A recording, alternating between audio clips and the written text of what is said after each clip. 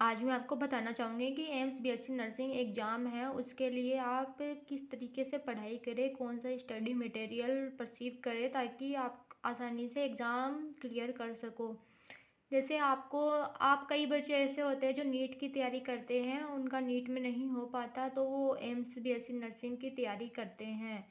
तो उनके लिए वो सब मॉड्यूल्स एनसीईआरटी सफिशिएंट है क्योंकि उन्होंने बहुत कुछ पढ़ रखा होता है नीट के अंदर, तो वो आसानी से एम्स बीएससी नर्सिंग करेक्ट कर सकते हैं। ऐसा नहीं है कि जिन्होंने नीट की तैयारी नहीं कर रहे वो AIIMS BSc nursing exam correct नहीं कर सकते हैं।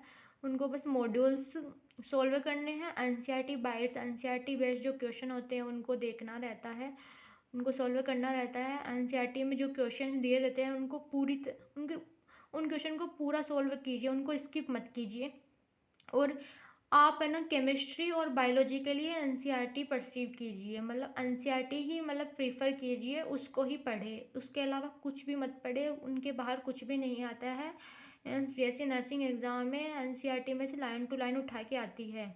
और फिजिक्स और फिजिकल केमिस्ट्री के लिए आप नोट्स प्रेफर कीजिए क्योंकि उनके अंदर कई फॉर्मूला बेस्ड क्वेश्चन आते हैं और कई एनसीईआरटी में से लाइन टू लाइन भी उठा के आती है, जैसे सॉल्यूशन चैप्टर हो गया, केमिकल बॉन्डिंग हो गई, उनके अंदर लाइन भी आती है उठा के, जैसे कोऑर्डिनेशन कंपाउंड वगैरह चैप्टर हो गया। जो थ्योरी वाले चैप्टर होते हैं उनकी आप थोड़ी एनसीईआरटी में से तो एनसीईआरटी में से पढ़ो क्योंकि आपके एग्ज़ाम के लिए अभी थोड़े दिन है, तो अभी अगर आप तैयारी कर रहे हो तो थोड़ा आप एनसीईआरटी पे फोकस करो क्योंकि उनकी लाइन टू लाइन उठा के आती है, उनके अंदर से ही क्वेश्चन बन के आते हैं। अगर आपके पास टाइम नहीं है तो आप फॉर्मूला बेस्ड क्वेश्चन देखो, इजी देखो, ज़्यादा डीप मत जाओ।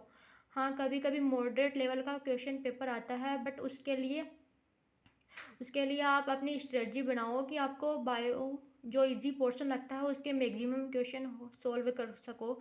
स्मार्ट तरीके से आपको पेपर सॉल्व करना है अगर पेपर टफ आता है, ताकि आपकी कट ऑफ क्लियर हो सके। और आप ज़्यादा से ज़्यादा अपनी पेपर की प्रैक्टिस कीजिए घर पे, मतलब प्रैक्टिस कीजिए पेपर देने की, क्योंकि इससे आपकी हैबिट बनेगी और आप जो स्ट्रेटजी लेके जाओगे स्मार्ट तरीके से, जैसे 45 मिनट्स मुझे इसको देनी है, 45 मुझे इसको देनी है, उसकी आपको हैबिट बनती जाएगी।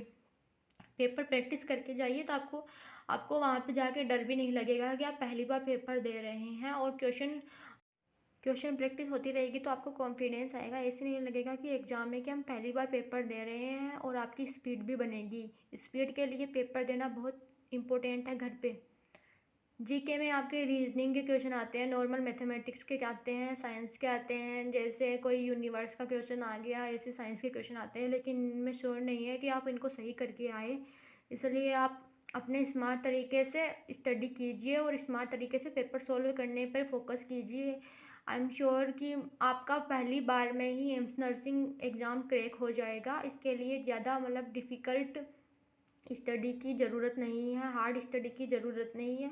आप पहली बार में ही इसको करेक्ट कर सकते हैं अगर आप एनसीईआरटी पढ़ोगे, एनसीईआरटी की लाइन टू लाइन पढ़ोगे और पेपर प्रैक्टिस करोगे और क्वेश्चन सॉल्व करोगे जितना हो सके फॉर्मूला बेस, और ज़्यादा डीप नहीं जाओगे। अगर मॉडरेट पेपर भी आता है कई बार, इस बार मॉडरेट पेपर आया था 9 जून को फिजिक्स का, मतलब डिफ़िकल्ट ही था वो पेपर, लेकिन आप जैसे स्मार्ट तरीके से पेपर सॉल्व करोगे तो आपकी वो हैबिट बनेगी और आप मतलब आसानी से उसको करेक्ट कर सकते हो। और अगर आपकी तैयारी रहेगी तो आप मॉडरेट क्वेश्चन भी सॉल्व कर सकते हो। बट कई बच्चे ऐसे होते हैं जिनको मॉडरेट क्वेश्चन भी आते हैं, वो उनको भी सॉल्व कर सकते हैं, लेकिन कई बार अपने पास टाइम लिमिट भी होती है कि अपन उनको सॉल्व नहीं कर सकते, और वहाँ पे अपन को ओनली बस एक पेज दिया जाता है, मैक्सिमम 2 पेज दिए जाते हैं सॉल्व करने के लिए। तो आप अपनी हैबिट बनाइए और जितना हो सके उसको एक बार में सॉल्व करने की ट्राई कीजिए। और भी मैं आपको एम्स बीएससी नर्सिंग एग्ज़ाम के बारे में बताती रहूँगी कि किस तरीके से आपको पढ़ाई करनी है और क्या क्या पढ़ना है। Thank you so much.